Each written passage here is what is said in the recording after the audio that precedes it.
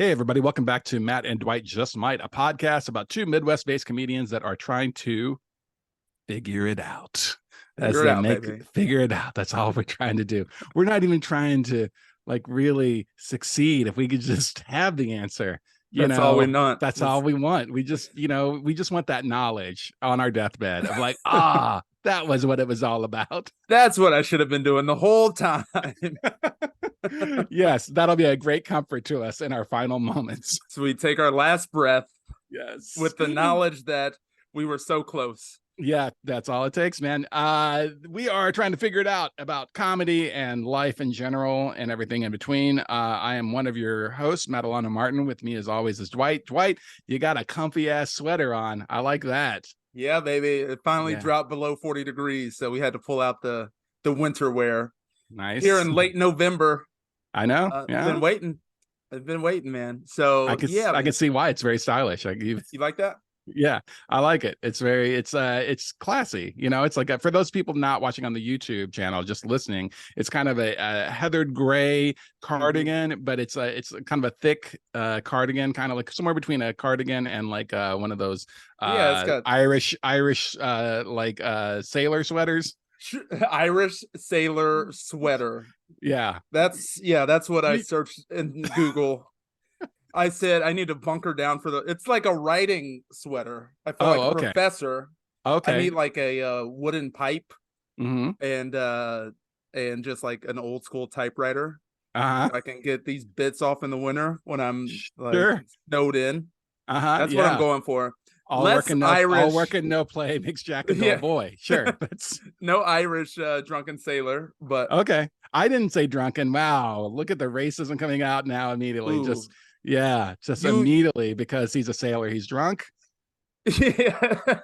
Irish sailor. We could have left the drunk part out. Hey, everybody. How you doing? Hope you haven't turned this off yet. Matt, how was your Thanksgiving week? Did you do anything of note? It was very chill. In years past, Denise and I have had up to 4 days of Thanksgiving, 4 different Thanksgivings that we've had to go to, which is a lot. And we would say too much Thanksgiving. Yeah. This year we had 2 and I wound up only going to 1. I had a family emergency again with my brother, so I couldn't go to the Sunday one. But yeah, man, it was super chill. Like our Thanksgiving didn't even start till Saturday. Oh, shit. Yeah. So on Thanksgiving, I think we had Taco Bell. I'm mistaken. Like we were just like, I don't really feel like cooking. Let's go. That's amazing. As I lose my ring light. Yeah, I was gonna say like that. You had such a reaction shocked to that. by Taco Bell. I knocked over my entire podcast setup. There you go. Yeah. I reacted to that like you were on Def Comedy Jam and I was in the audience and you made fun of my shirt. Made fun of your sweater that you were wearing? Yeah. What, you some kind of drunken Irish sailor? Go on, man. Move on to somebody else. Go on with your little jokes, man. Yeah. Taco Bell on Thanksgiving, did they do like turkey chalupas for the big day? Nah, I think we just kept it real basic. I think we just went with the Taco Supremes, baby. Okay. I dig it. And I dig it. Yeah, I don't watch the movie or something. I don't know. It was very chill. What about you? What was your Thanksgivings like?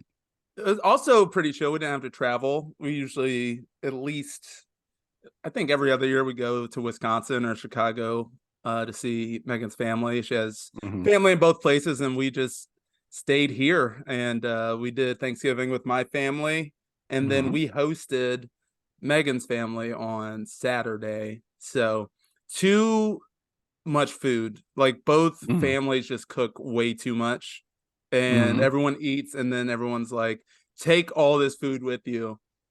Especially on Thursday, we're like, we're making a whole nother feast meal. Yeah.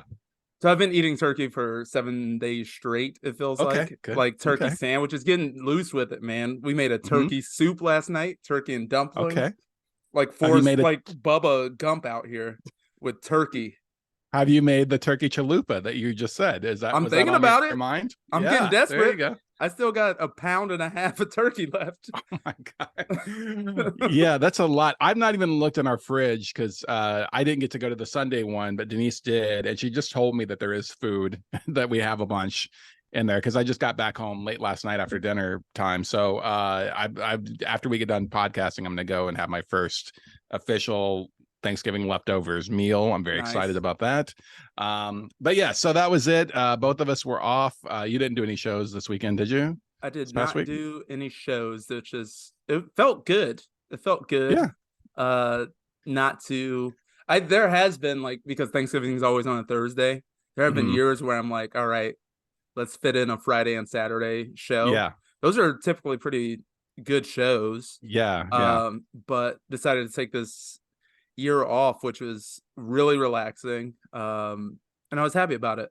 That's So good. you kind of did the same thing, right? I did the same thing. Yeah. But you're right. The weekend after Thanksgiving, it's one of the few holiday weekends where the shows are usually pretty good, because it's not like Christmas and like it's just one of those things where whatever reason people are in, they've already done the big thing on Thursday, but they flew in and they're looking for things to do. They want to get away from their family or, whatever. I've featured at Helium on Thanksgiving weekend for Brent Terhune before. And it was like a huge, those are big shows. Right. Not only do we have Thanksgiving families coming in to see the show, but we also had people that were in to see the Colts game that weekend. That were looking for something to do. I can't remember if it was after the game or like the night before the game, but they were just like looking for something to do. And so it was a good one. I've actually thought I'm going to ask Jared if I can have Thanksgiving weekend next year. I'm doing the Comedy Attic for New Year's this year. Oh, nice. And, he rotates that. I'm not going to do it every time. It's been probably like 5 or 6 years since I've done the New Year's. I might just ask him, can I just always do Thanksgiving weekend? Right. And just do it like a homecoming-y type thing, even though it's not my home, but like I guess it is now. I've lived here since 99, but homecoming from the visiting team. Yeah. So, but I mean, I've lived here longer than I've lived anywhere else. So it's homecoming for me, but but just maybe that could be something, because the club was completely dark this weekend. Right. Because, hotels, of course, are crazy expensive on the holiday weekend. And so trying to bring in a headliner and knowing whether or not everybody's going to come out, I think he just was like, we're not going to do it. Right. So yeah, man, I might hit him up and do that. I think that's a good strategy. What do you think? Do you think it's a good strategy to go for that?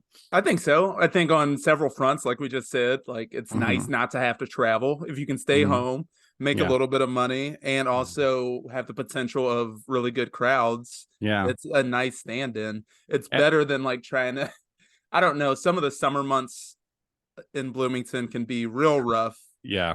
So, and around like last year, no, maybe it's 2 years ago, right after the festival, I featured for Stuart Huff, who always sells out, and it was just light. Yeah. It's just like those months in the middle of the year can be real tough. So I think you leave yourself a lot of leeway. How are the New Year's shows? Are they pretty packed? Good. They've been good in the years past. I've headlined it once, I think, maybe twice, maybe just one. I can't remember, but I've also like featured on it before for other people. They're usually fun. They do it up really nice. They deck out the club, and it's fun, and everybody gets dressed up. It's a good time. Yeah. So I'm looking forward to this one. This one I got Shan DeSong and Joey Cerrone on the weekend with me. Nice. So I'm trying to talk Joey into dressing up like Baby New Year, and I can be Old Man Time, Nice. And the Shanda will just be like a regular human being, I guess. Is there a third character in that? I don't believe so. I don't think so. Yeah. So come as is, Shanda. Welcome to the party. No no costume for you. No costume needed. Speaking of Bloomington comics, Neil Meyer just sent me his Spotify Wrapped podcast playlist, and we were number 3 for the year on his Spotify. I mean, man. Why only number 3, Neil? Neil, what do we got to do? What do we have to do? We'll probably have to release to overtake Joe Rogan podcast and the Shane Gillis podcast. Oh, Neil's just super mad right now that I painted him as one of those bros. I am curious, what were his 1 and 2 podcasts? Who are we trailing behind? Is it a wrestling? I'm going to guess, is it a wrestling podcast? I think it's like a true crime podcast. Yeah. You can't compete with true crime. Yeah. You cannot. And also we probably would have edged out his other ones if we released a full year of episodes so far, which we have not. So we've not. Okay. So let's start making the excuses already. Less episodes than everybody else. I mean, really, that was, we got big demerits on that. And only one episode a week as opposed to, 2 or 3 times a week. Yeah. Would you be able to mentally hold up to that radio broadcasting type of schedule 5 days a week? Man, I guess it becomes normal, if you're doing the thing like our friends that are on the Bob and Tom show, or a good example is like Mary Santora, where she's like the third Mhm. chair Right. for that very popular radio show in Cleveland. Um, she's talked about it. Other people that have got that spot have talked about it's great because they just go in and they react. They don't have to do any homework. They're not bringing in stories. They're just Yep. there to be a third voice. That I think I could do. Yeah. But if I was having to do full prep Yeah. and be leading it, if I, be Tom of the Bob and Tom show and like Right. leading the ship and like being the main guy for, because they're on there for like 5 hours They too every are. day. And a little behind the curtain, as a writer Mhm. for that show, we have our deadlines due at 2 a.m. So I think he gets them around like the all the jokes from all the prompts. So Mhm. I think he gets them around 3:30. So that's another hour and a half of just like going through jokes And picking which and just ones. picking which ones he's gonna like tee up, and Mhm. then preparing for guests because Mhm. a guest comes in or two guests come in, and then they have specific prompts that they want to get into. So it's just Yeah. like outrageous amount of daily preparation that he's been Yeah. doing for decades. And Yeah. that's what I admire most about him, is Yeah. that like knowing the work that goes into it. I don't think I'm built for that like No. long term. No, let me be Josh Arnold. Let me be Mary Santora, where Yeah. I just show up. I got a Yep. good on radio laugh. I'm ready to Hmm. go. I'll bring it out even when I don't feel like laughing. I'll drop it after every Yeah. joke. Hell yeah, man. That's what made Bob and Tom famous. Those fake Yep. laughs Yeah. and truckers all across America Yep. driving at 7 in the morning. Like, this shit's funny as hell. I'm a buy a shirt at the next Love's truck stop of the cartoon characters Bob and Tom. I will say this as someone, who grew up listening to the Bob and Tom show somewhat. It was carried on a Louisville station, which is the closest city to where I grew up. And so I would hear it sometimes. There were bits there's bits I remember from my childhood of like also listening to like Dr. Demento and stuff that were on Mhm. par with things that I heard on Dr. Demento, that like pre-sketched bits, Yeah. or they would bring in someone like they would have someone like who's the toast guy? What's his name?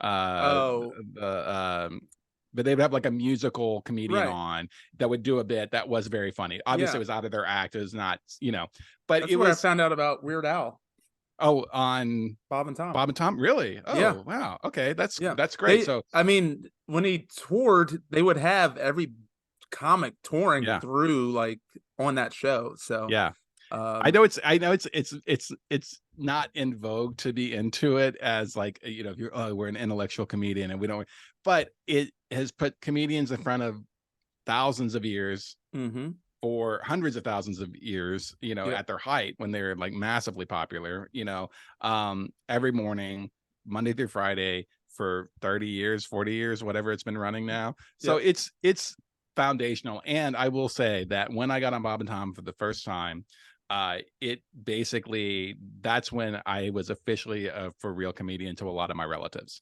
Like my aunts, seriously, my aunts and uncles and Yeah. stuff who still listen to the show all the time, Yeah. like, oh, you're like a real comic because you're on this big thing that we listen to. Right. It's like their version of me being on the Tonight Show. you know For sure. For sure. Do you ever get in your head about that? Like people's perception versus what you've actually done? Like, yeah. what is it that's going to make people believe that you're fucking good at this? Like, Mhm. people will comment on my videos like, "Oh, I've got to come see a show." It's like, I've known you since high school. Like, what do you want to see? I Yeah. still think it's like, for a lot of people, it's like, oh, you have to have like that national TV credit, or Oh you yeah, got to be definitely. in a movie, or Y- like making it to the civilian, if you will, to sound like a psychopath, making it to a person that doesn't do stand a up, normie, a a normie. normie, making it to a Bob and Tom listener is different than what I Yeah. perceive making it as. What is that like goalpost now? Because it used to be like, if you get late night, then you're automatically made. I don't even know what it is now. Well, I think that I think that even something like being on late night or Comedy Central to the average layperson still isn't enough. Like Yeah. you have to be, there's a certain amount of the population that aren't into comedy. They don't go to comedy all the time. They don't even go to comedy hardly ever. Maybe once a year they might get dragged to the local comedy show. You have to be Kevin Hart. You have to be a Netflix special, multiple Netflix specials. You have to be like just ubiquitous. You have to be all over everything presented as a comic, right? Yeah. You have to be Kevin Hart, you have to be Chappelle, you have to be the blue collar comedy guys, you know, Sarah Silverman, you get your own show, you know, like things like that. There's a section of the population, because we both know comics that have got Conan and got like Comedy Central stuff I've got, and they still run into people who are like, oh, but what's your day job? Yeah, what do you do? You know, what do you do? Like, how's that little comedy thing going? Only asking because I'm sure this happened across tables all over Thanksgiving weekend to people actually trying to do comedy or like really doing it, getting paid to do it. So how's that little comedy thing going? You ever get that one, Matt? That little comedy thing? Little comedy thing. I think I got it early on, and then like you know, once you stab somebody with a fork once, it sends a message to the rest of the family, you know. I was like, I'm gonna put this in my little skits. I'm gonna put this in my skit. This, me stabbing you in the hand with my fork, that's gonna go in my skit.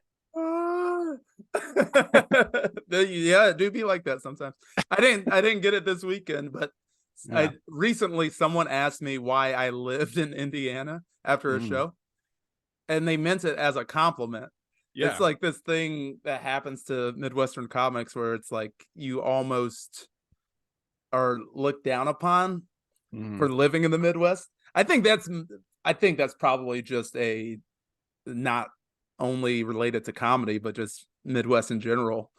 It's like everybody that lives here is shipwrecked and they don't know that they can leave.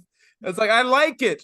Like it. I don't want to move back to a place where I have to work at something else. I don't want like a challenge right now. Well, and also like, that every day is a struggle. Like the thing with New York is regardless of what you do in New York, regardless of what your job is, every day you step foot out your door, it's hard, man. It's like that you're like, you gotta I gotta be like, here I go, you know. I'm gonna do the thing, and you just don't have that here. I think there's also the thing, not just in comedy, but I think any entertainment thing, people just, again, the same sort of like group of like people that aren't plugged in, they're not listening to comedy podcasts like ours, which should definitely be higher than number 3 on your I'm just kidding, Neil.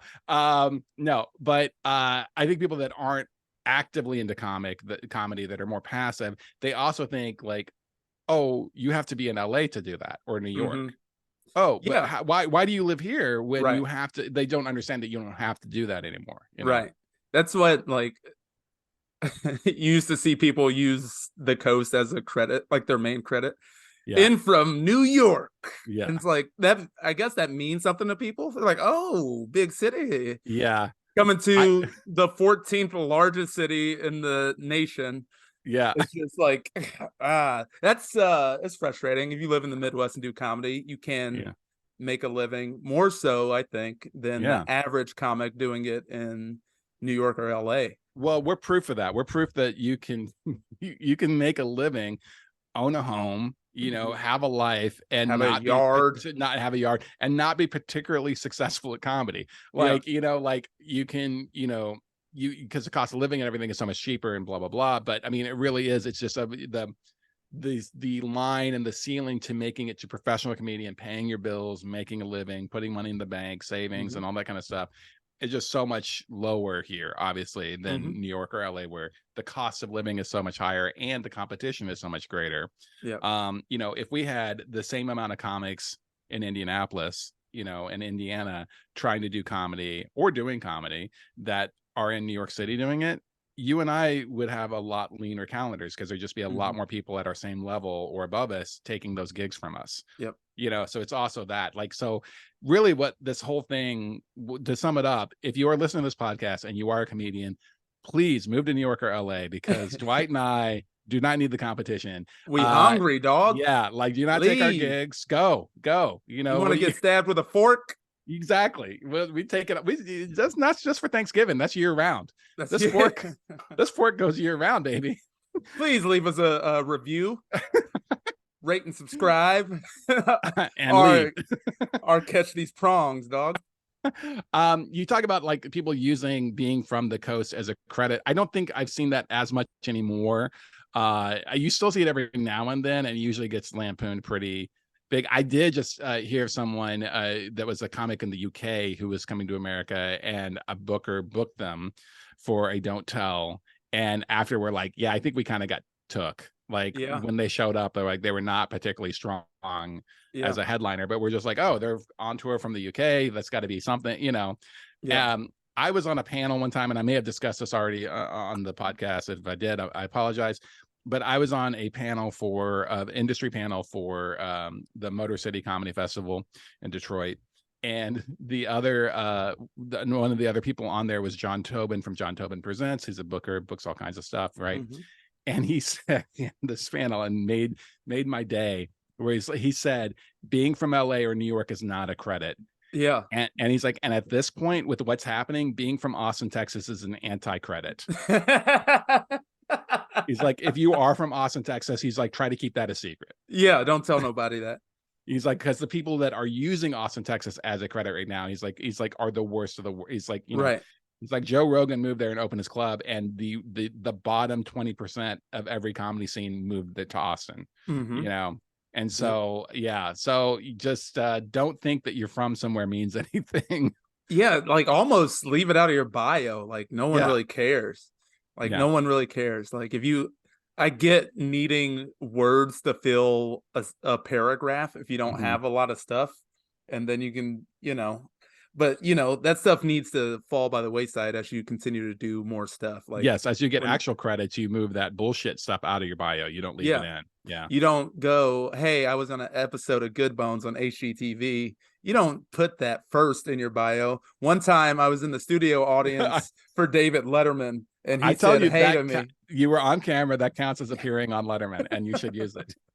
Do you think I can book my don't tells with that credit specifically? You sure? Yeah.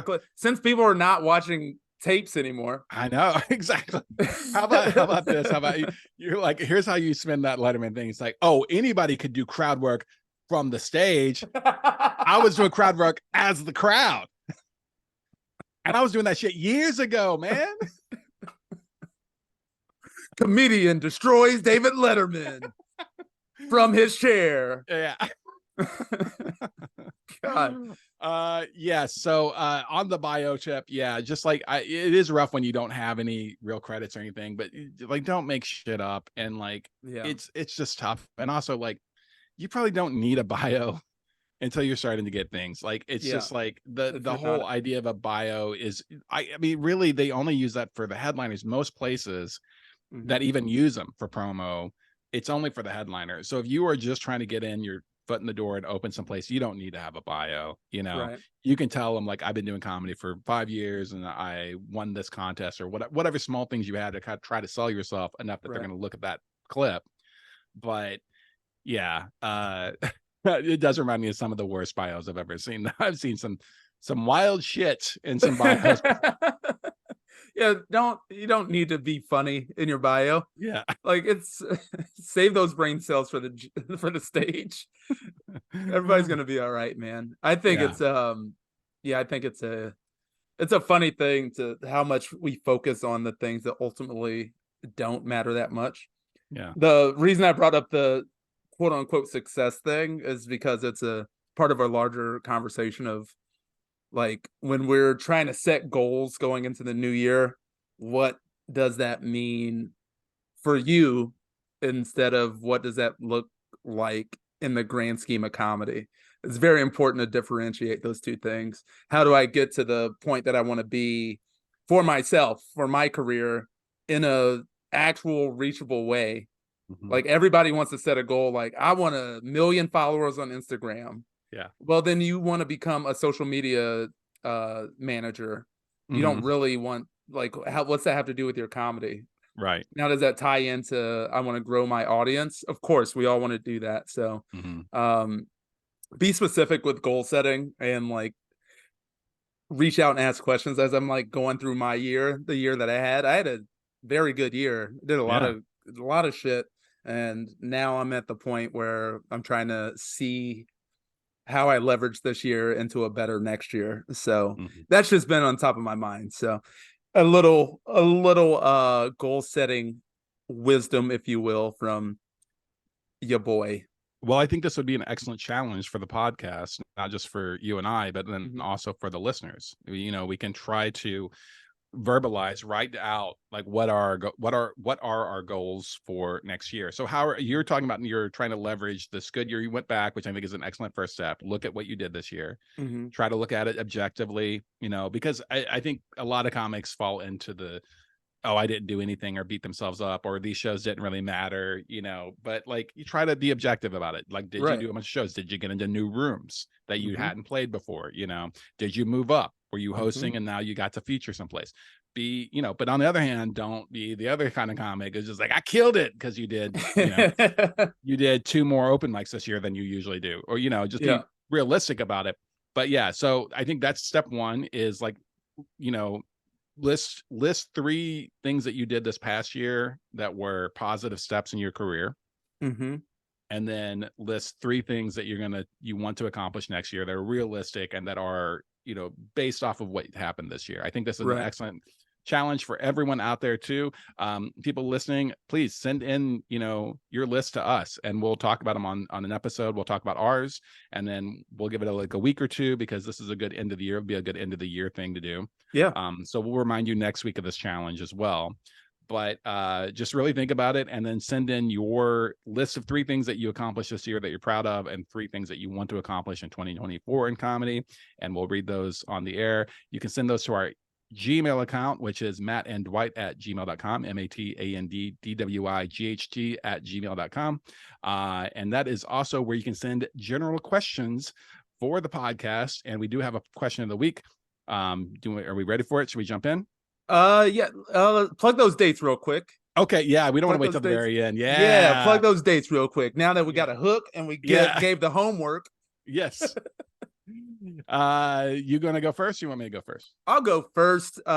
So this weekend, December 1st and 2nd, I am at Helium in Indianapolis, the upstairs room. I'm featuring for Andrea Jen, 4 shows Friday and Saturday. And I also want to plug on Monday, December 4th, before next week's episode comes out, I will be at Union Brewing in Carmel.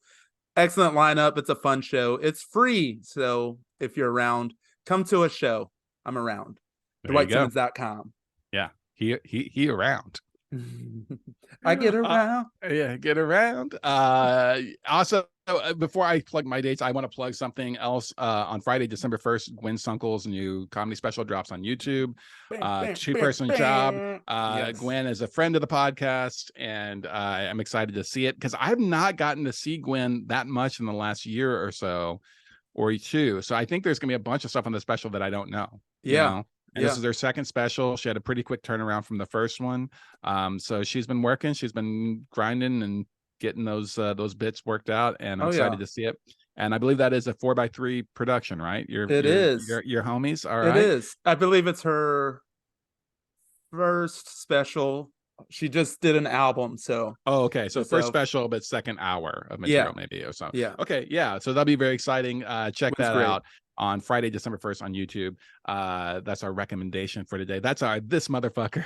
we haven't been doing that enough. We really need to bring back the this motherfucker of the week. We apologize, everybody. Like, this motherfucker of the week is Gwen Sunkel doing it up, dropping her first special on YouTube on December 1st. All right, now back to me. I've got some shows coming up this weekend. Thursday on the 30th, I got 2 shows in Chicago, House of Blues at 7 p.m. and High Dive at 8 p.m. Those are both short sets. Just going to come in, have some fun, get loose with it. That's a good night. That's a good Chicago night. I love those places. double dip on both of those and have a good time. And then December 1st and 2nd, I'm doing a couple of Wisconsin Don't Tells. December 1st, I'll be in Appleton, Wisconsin doing Don't Tell. And on Saturday, the 2nd, I'll be in Green Bay, Wisconsin doing a Don't Tell. Yeah, one thing I do want to say in advance, looking out forward, is speaking of Don't Tells, the next Bloomington Don't Tell will be on the 7th. I will not be there. So if you're tired of watching me host the Bloomington ones, don't worry. Somebody else will be there, taking care of business. I can't say who, but somebody will be. But we snagged a headliner who's touring through from the West Coast that regularly opens for Patton Oswalt and Brian Posehn, and has done all kinds of cool stuff. So you don't want to miss that. And tickets are on sale right now on the Don't Tell website for Bloomington. Those are all the dates. Are we ready to get into the question? I'm ready now. Let's get it. All right. Question of the week comes to us from Jon Hancuff, friend of the podcast. Thank you, John, for sending in another question. Do appreciate that. It says, hey, period, which is his trademark. People that don't know John, he's a very monotone, hey. That's his catchphrase. That's his get her done. He should work on that. I know it's his, and it always will be, but you don't think that that's a strong, solid launching an empire of comedy catchphrase? Did you see the Into the Spider-Verse, the first one? I did. With Uncle Aaron, he's just like, hey, yeah, and he ain't gonna be as cool. Like, John, I love you, but he ain't gonna be as cool as Uncle Aaron. Yeah, from Into the Spider-Verse. Like, when someone takes your shit, you got to move on. Oh, so you're saying that Into the Spider-Verse, the writers were big fans of Handcuffs, and they just like sexied it up with the casting, and they ain't give my man no royalties or nothing. No, so John's more of a hello looking guy anyway. So do you think that hello and a wave, like a big friendly hey neighbor? Okay, all right. So John, thanks for sending in a question. I'm glad we could like deconstruct your entire thing and make some suggestions on new things for you to do.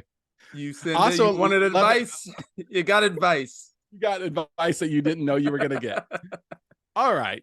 His email says, hey, me again, loving the podcast. Thank you. Hopefully you're still loving the podcast after the last 60 seconds. Here's the question. Which artist from outside the world of stand-up has had the biggest impact on your approach to doing comedy? Thanks! ! John.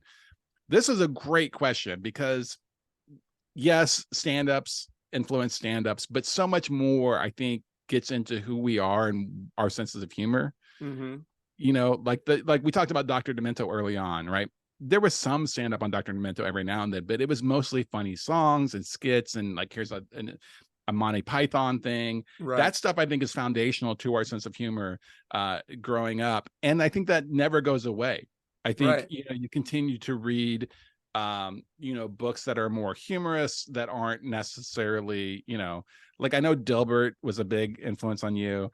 And so, those comic strips really. Yeah, still got them. You got all the books. I can see it in the back. I see the corner of one of the books there in the background of your Zoom. This is Dilbert. This is Garfield. But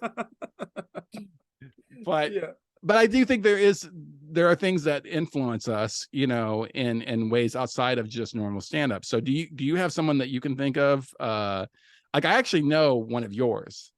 You do? I know that like Bruce Lee is foundational to the way that you approach life. And I think that you have taken his philosophies and applied it to your comedy, if I'm not mistaken. Is that right? Yeah, I think more specifically to that point of Bruce Lee and staying flexible mentally, staying open to everything happening in the world and becoming kind of a student in what's happening around you was like really when I don't know why, but when I was in middle school, that like blew my mind to think that way, to be able to be like water, like water, change your opinion, be open to it. I like that. Like obviously Bruce Lee, and he was just like kind of a badass. Just like I really was obsessed with James Baldwin, and I think the way that he relayed racial strife in a digestible way for a lot of people really made me rethink of like just, black versus white, or, you know, made me think more of on a global scale and more Mhm. on a deeper, it made me like kind of research more on my own. And I think when I talk about race on stage, it has to have a little bit more than black people do this and white people do this. Well, Uh, you can't do that because Baldwin, that was his first big book, it was was, black people do this. White and they wouldn't, black people be like, there you're goes my just not. ring light again. I My know, ring like, light was out. My ring light did not appreciate no, that. that's the That, ghost of James Baldwin just knocking. Like, uh, I really wish I would have gotten my Bruce Lee joke in before you went into James Baldwin talking about racial strife, because I'm going to say another way that Bruce Lee really influenced you is he also married a white woman, and you're like, that's for me. And yeah, and then you yeah. went straight into like the James Baldwin racial strife. So I was like, I don't think I can Oh, jam this in now. yeah. Now we have to re-edit this so that that joke gets put in the right No, spot. it's fine. It's fine. This ring light uh, is not it's up for this conversation. getting wild. Yeah. I know. But yeah, man, I like those two people. And then obviously it's a tough question because I, probably like you as well, was obsessive with comedy in Mhm. the same way that I was like obsessed with music. And even to this day, I think, those are still influences, Baldwin and Bruce Lee, but like I listen to a lot of Black Thought. I love the way, I'm gonna get his book for Christmas. I've already asked for it. Mhm. The Upcycled Self. I think his story is really interesting. And he talks about not opening up his personal life until, he turned 45. Like Mhm. he'd been rhyming and rapping for since he was a teenager, and it was great. But I really am digging the stuff that's digging into his personal life, and I kind of Mhm. feel the same way. Like when I started comedy, it was very surface, and now I'm Mhm. starting to enjoy doing the harder work of like exploring myself Mhm. and seeing how I can convey either painful situations or maybe things that I just didn't think were anything that Mhm. are super relatable to people. So those are Yeah. my three. Those are my three that are top of mind.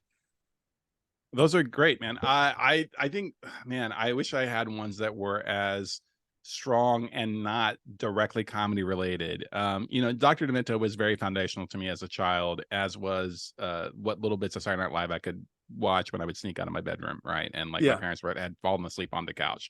Um, but I think other things that have really influenced me, I think, in comedy are, I'm a big fan of science fiction, and I still read quite a bit of science fiction to this day. And there are, there's trash science fiction, which is just fun, but then there's like high-minded sort of social critique science fiction, and they do it through a parable. Like they're like, we're talking Mm-hmm. about these alien races, but we're actually talking about racism in America, or we're talking Mm-hmm. about social inequality.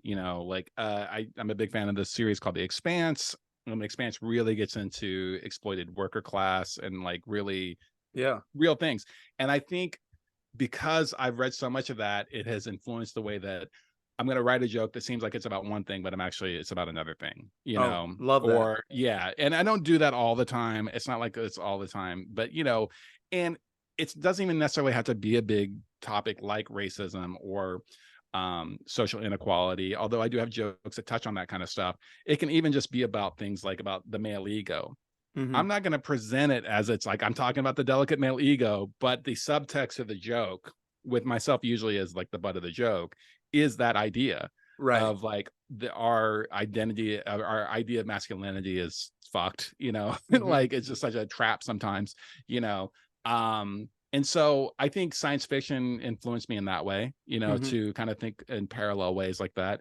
I also, I was such a big fan of lyricists in music growing up. I've loved punk rock, which traditionally doesn't have the greatest lyrics. It's very straightforward. It's not very poetic, which is, there's something great about that too. Yeah. But songwriters like Leonard Cohen or Tom Waits that had a much more lyrical, poetic kind of approach to language, I think made me think about the power of language in a way that isn't maybe front of mind all the time, but it's woven into the DNA, you know? Yep.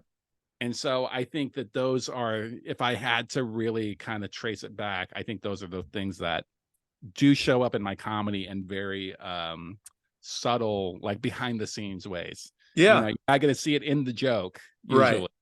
but it's working in there, you know, for sure. I So love that kind of misdirection sense. I think of like, obviously I was in to martial arts and boxing and stuff. I think of Ali and his personality of like being this goofball, and then you're like, I'm gonna listen to everything he has to say, and then he slides some real shit at you, and yeah. then he leads this very impactful life that he believes to be noble, sticking up for what you believe in.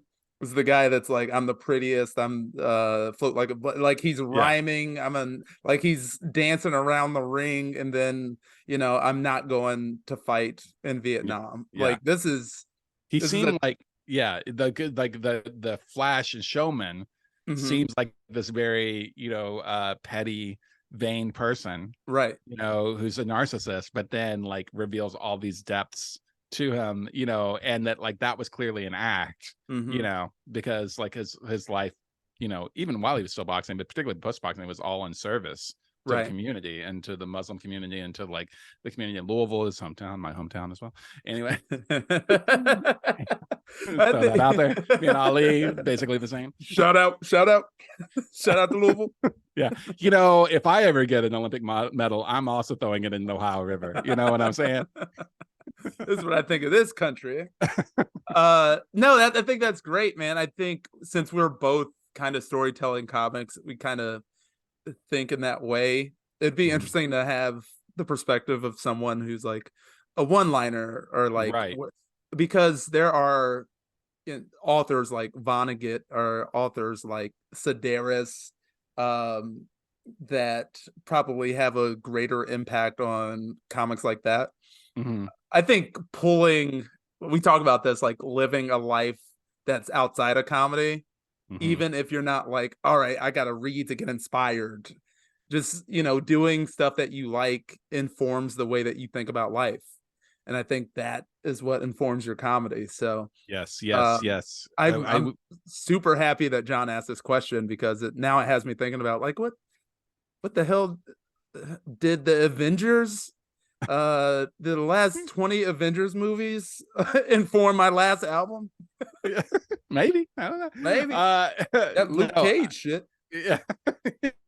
He did make an appearance. He did. Yeah, I you know, we've talked about this before on the podcast, but it bears repeating. Like comics, if you are looking for inspiration, you know, it don't yes, I guess listen to the stand-up channels on SiriusXM and your friends' albums or albums you haven't heard, or you know, watch YouTube specials and like, you know, whatever. Like, but I think you get just as much, if not more, inspiration, at least I do, from other forms of entertainment that aren't stand-up. Because I'll watch stand-up in a somewhat analytical mode. Yeah. Yep. It's very rare for me to laugh at a stand-up set. If it's like over the top, ridiculous, goofy, like Brian Regan, usually that gets me. But it's usually more of like, that's great. That's a great bit. Oh, you know, I might laugh a little bit. But as far as like losing my shit laughing, like that has to come from like a movie or like a TV show, like that's just, you know, brilliantly written, like a Ted Lasso or something, you know, like that shit inspires me way more to create than I think other stand-up does. And it could be just because stand-up's been my life for 15 years now, you know. I'm over it. I do As not an art enjoy form, this. no longer enjoy this whatsoever. And I mean, no, but it is. You've seen so much stand-up that it's just like, oh, it's refreshing to me to watch. You know, I distinctly remember being in a hotel room on tour and watching oh man, Young Not right. Adult. No, the movie Young Adult with Patton Oswalt and Charlize Theron. It's like from the woman who wrote Juno. It's like her next film, and it's so dark and so funny, and I just like it connected in my soul. Like I think that movie inspired me to go out and create for like the next 3 months, because it was so, and I didn't create anything like it, I didn't go make a dark, weird movie, about a terrible person, Yeah. but there was just something about it just connected with me in a way that was like, Yeah. man, and so I think that going to art museums is something else I like to do. Listening to music, you and I are both big music fans. Listening to music can also be inspiring. So definitely don't just, and this is the reason I'm spending so much time on this, is so many early comics in their first couple of years, because they become obsessed with it, that's all they do. They're always going out to shows, even if they're not on the shows, and like, yeah, go watch professional comedians on the weekend, see how it's done, but they're going to every single night, they're going out to an open mic to kind of grind it or whatever. It's like, no, man, take a night or two off, go to the movies with your non-comedian friends, right? Go see a band play, do other shit to inform and feed your soul, and you will get better at comedy faster than if you're just at an open mic every night. And I 100% believe that. Yeah. 100%, man. Could not agree more. To your point of like finding what inspires you, it is tough, even if you're new, to not look at everything in that analytical sense. Like, I know that like last night I watched the Beth Stelling special. Finally, it's fantastic. I love watching Beth.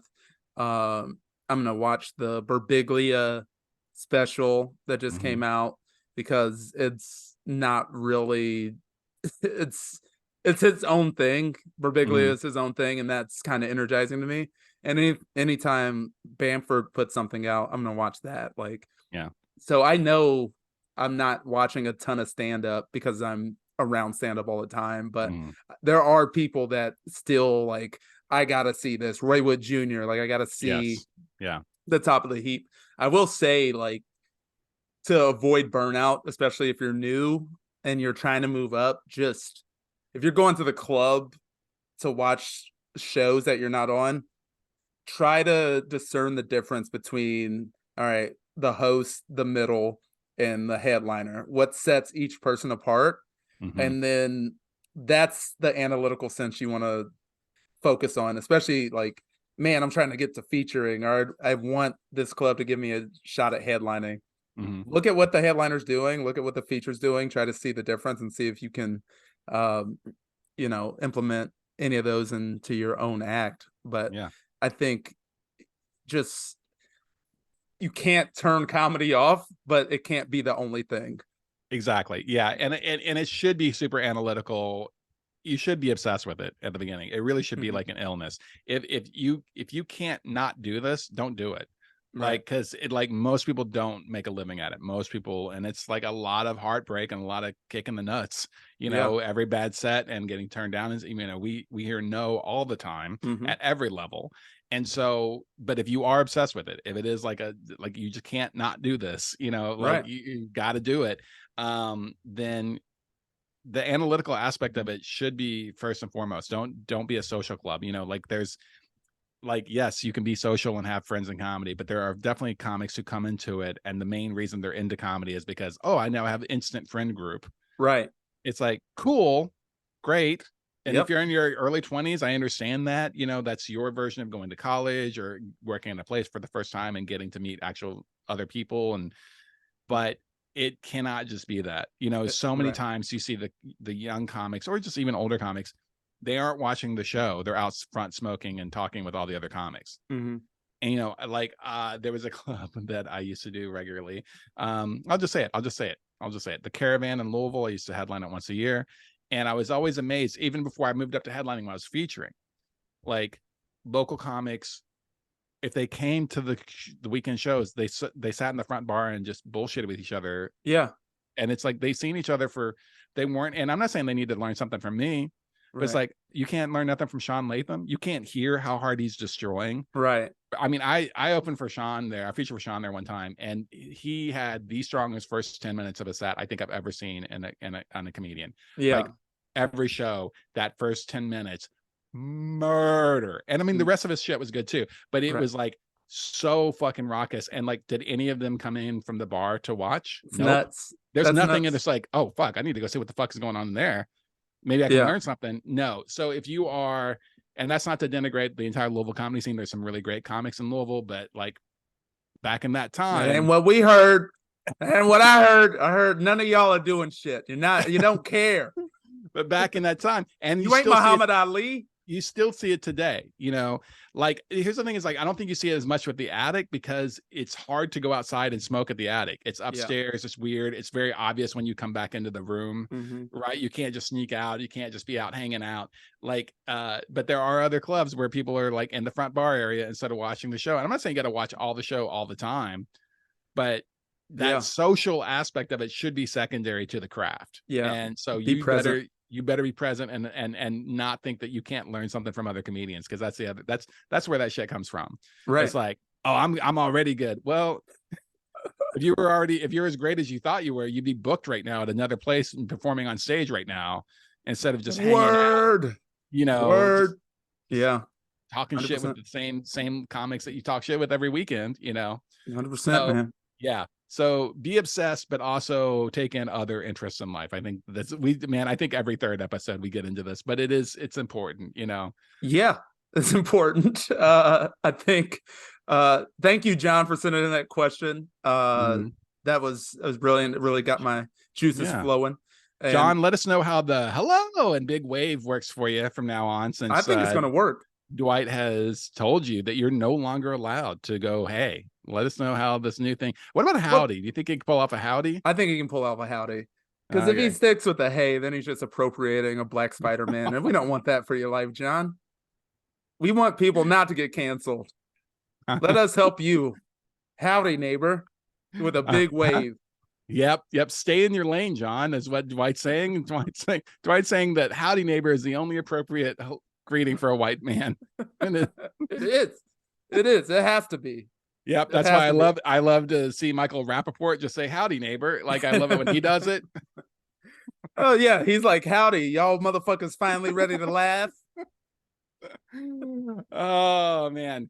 Well, I think that just about does it for this episode of the podcast. I think we got into some interesting territory there. Got a little behind the scenes on Bob and Tom, which I thought was interesting. We've never really delved into it that much, but I think we could probably dedicate another episode to just that, like the process. I'm not one of the writers for Bob and Tom, but I have been on the road with you and with Brent when you've had to, like, they send out the list, here's the news stories, and you're just going through it, trying to figure out jokes. And like, I think it's a pretty fascinating process. So maybe we can talk about that in a future episode, if you're okay with it. We'll see. The mood had to be right. No love lost here. Okay. Yeah. What day do you get paid on for that stuff? And then we'll do the episode that day when you get the check. And then it should be tomorrow. I don't know. It should be tomorrow. Maybe that's why catch you on a day when you get paid for the show, and then we'll be like, I'll be even more mad at how little money it is. Okay, never mind. I'll be fired up. I take it all back. All right, everybody. Dwight has already mentioned it once, but yeah, if you don't mind, rate and review the podcast. That helps. I mean, I know we broke into like the top 100 for a minute or something. For a minute. For a minute. Yeah, that's exciting. It's two nobodies from the Midwest, just trying to figure it out. Like, yeah. Oh, I did want to do the transparency and like kind of keep people up to date on how my social media thing is going, because I wanted to let people know the results on these things. Right. So once a week, I have been purchasing promotion on, it brought it up. So on TikTok, I've been promoting one clip a week, kind of dedicating basically like $20 at it, throwing $20 at it. Right. The clip that I decided to do this week was a clip of the podcast. Nice. And I tagged you in it. Hopefully I did that correctly. And it was actually less than $20 because the more you do it, also they give you these discount codes. Right. Like, the more you do it, they'll give you a 15% off your next one and whatever. So it pays to kind of do it consistently. I think it was to get 2,000 views, and that clip wound up getting 2,682. So it's not like it did great. Okay. Or anything. It didn't take off. The last time that I did the same sort of level, which I don't even think it's $20. I think it's like $13 or something like that. The first time I tried this, that stand-up clip got 3,367. But I am seeing residual aspects of it, which it seems like other clips of mine are getting viewed now more regularly than they had been, like older clips and things like that. So it is pushing some other stuff out to these people, that whether it's people who like the clip or just they saw it and watched enough of it, the algorithm is like, all right, we'll throw another one of yours in. So you do get some peripheral benefit from it as well. Oh, dope. Right on. At least from the way that I can sort of track it. I'm going to do another one. I might bump it up a little bit because I've actually figured out how to do beyond their set. They have like 3 set levels, but you can actually set. You can actually decide I'd customize and do a daily level and all that kind of stuff. So quick I'm gonna logistical question: Are you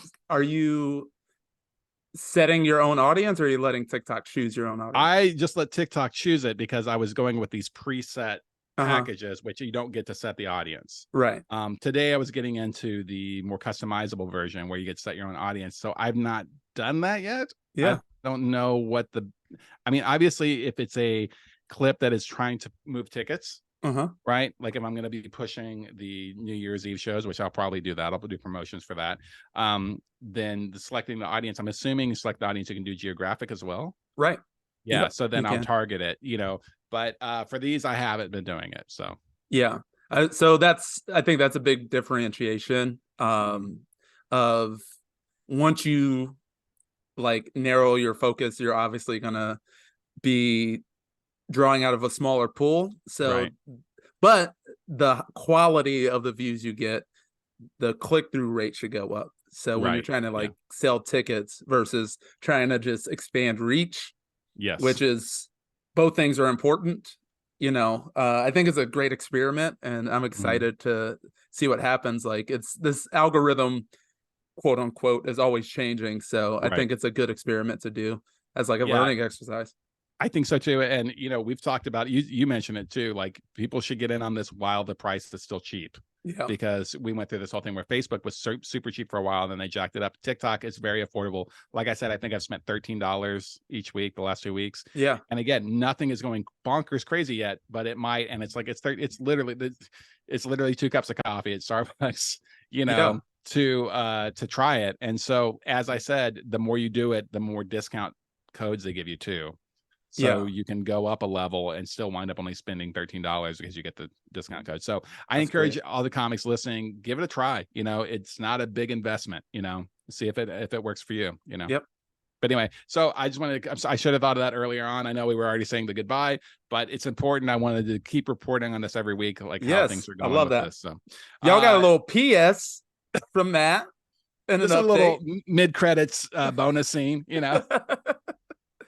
and finally, for the music reference, I know you already talked about Black Thought, but I listened to the new Dolly Parton Rockstar album on my drive back yesterday. Baby. Ooh, it is bad. It is. Oh no.